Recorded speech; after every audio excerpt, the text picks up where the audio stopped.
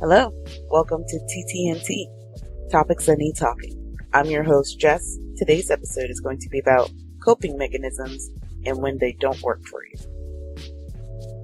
We all have a coping mechanism with how we handle different situations, whether it's high stress, sadness, or just something that we're in a difficult predicament in, and we just need to know how we're going to process it, how we're going to react right now.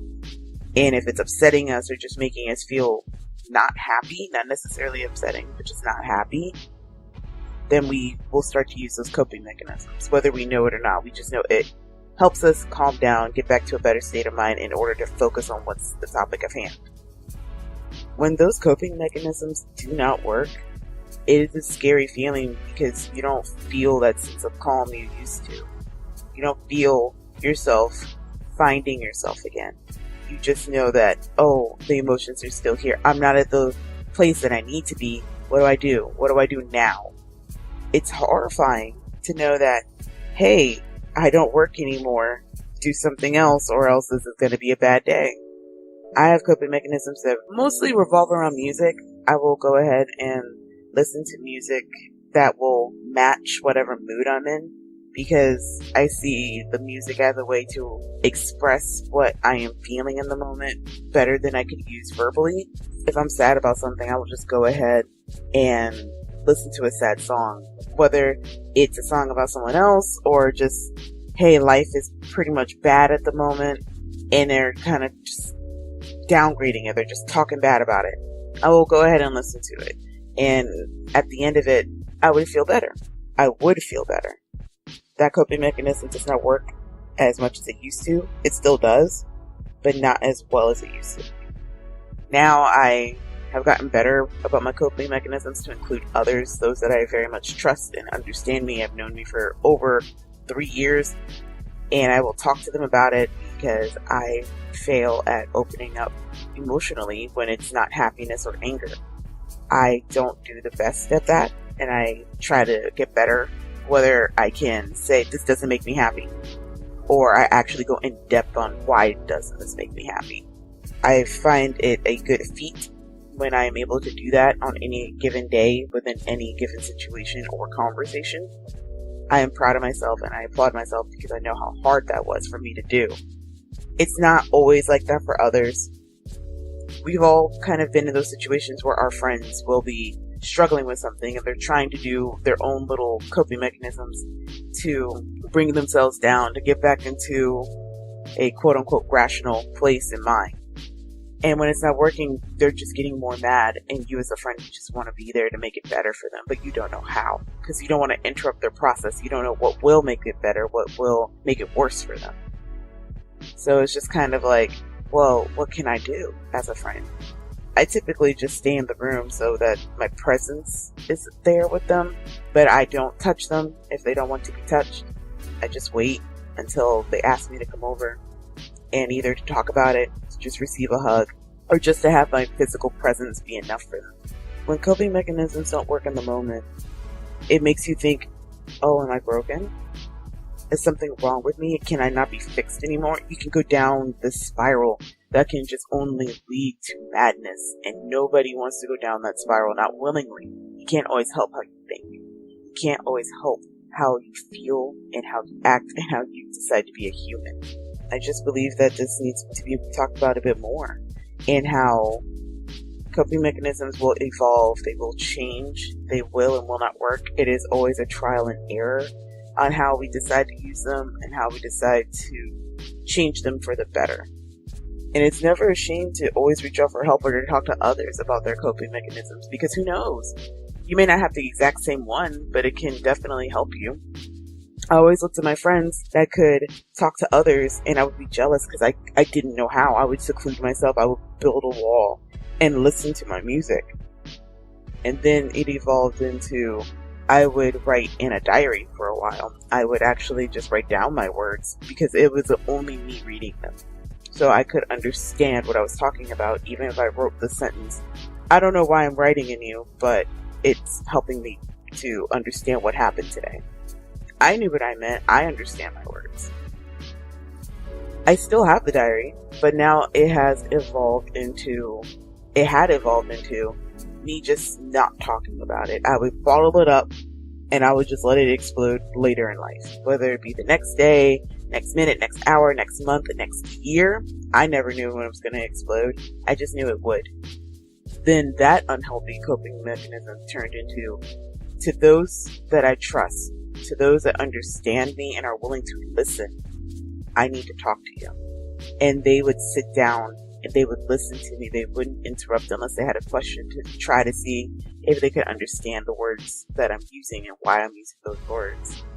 And then they would just let me sit there. And sometimes I would cry. Other times I would just need to not be touched. I would just need to sit there and just kind of look out of a window or just focus on one thing in the room. And then I would get up and give them a hug because I would just need it. I'm like, I just need human contact real quick. But thankfully me and my friends were all big huggers, so we're down for human contact. But not everyone is. Not everyone likes to be touched. Everyone is absolutely different, and that is amazing that we are absolutely different. We are different in a good way. We are different to a point of, if we weren't, the world would be slow. The world would not have advanced as much as it did, and as much as it will. But coping mechanisms are very important for everyone to discover on their own, or even to be influenced by others in how they do it, and then develop their own way with their own twist on it. They are definitely important to the degree of, it's just how you calm yourself down. Because at the end of the day, all you have is you, that you are calm, that you are happy, that you are in a safe place of mind to do whatever you need to do or to think about. Because whenever I would get to situations where I would be uncomfortable, I had to talk to myself. I had to bring myself into a state of mind of, this is going to make me uncomfortable. I have got to face it though. And then I would just bottle all the uncomfortableness, and then late at night I would talk to a friend, I would write in my diary, or I would listen to music, or I would just lay in my bed, stare at the ceiling, and have a full-fledged conversation with myself. And whenever we say that, people think, oh, so you were being crazy for a moment. No. I needed to understand why I was being the way that I am. I needed to understand that what I am feeling is valid, but I need to understand, why am I feeling this?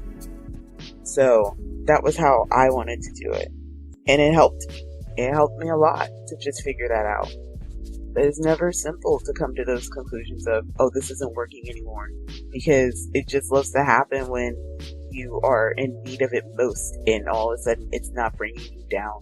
It's not calming your mind. And that's when it's scary, but that's when hopefully someone has a friend near them that can help them calm down in a different way, or at least get them out of the situation that they're in, so that they can figure it out and either talk it out or just have the silence that they needed.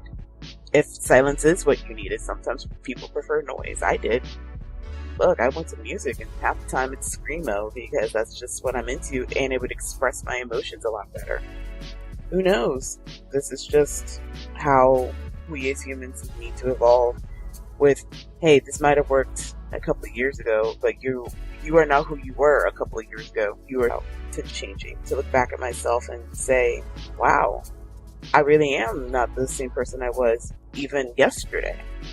So I have to come up with new techniques. I got to be quicker on it. Hopefully we all reach that point where if something isn't working right now, we can figure out something immediately to at least bring us down until we are safe enough to really explore the emotions that we felt. The coping mechanism is not working. It's scary. It is isolating it to yourself and your own mind, but it's not the end of the world. It's okay for them to not work, for you to get angry that they're not working, for you to feel sad that they're not working, whatever you feel because they're not working. It's okay. We've all gone through it, but we just don't talk about it enough. And I just wanted to put my voice out into that conversation, because when it does happen, it is not okay for it to, but it does. And you just gotta learn how to roll with the punches, so to speak, in your own way. And if you even want to roll, you can sidestep it. You can do as you please. But it's okay that they're not working. It just means you're growing and changing, and that your own methods are changing along with you. You just have to take your time and figure out a new change plan. And that's coping mechanisms and them not working anymore. You've been listening to TTNT, Topics I Need Talking with Jess. Next week's episode will be about adulting. If you want to reach out to me, I have a Twitter if you want to create a discussion over there and just speak to me and see my thoughts on any other topic that either you think needs talking or just want to talk about what was discussed in this episode. You can comment below and I'll see and respond to it, or like your comment to at least indicate that I read it. My Twitter handle is in the description below. Have a good day, you guys. Be happy and stay safe.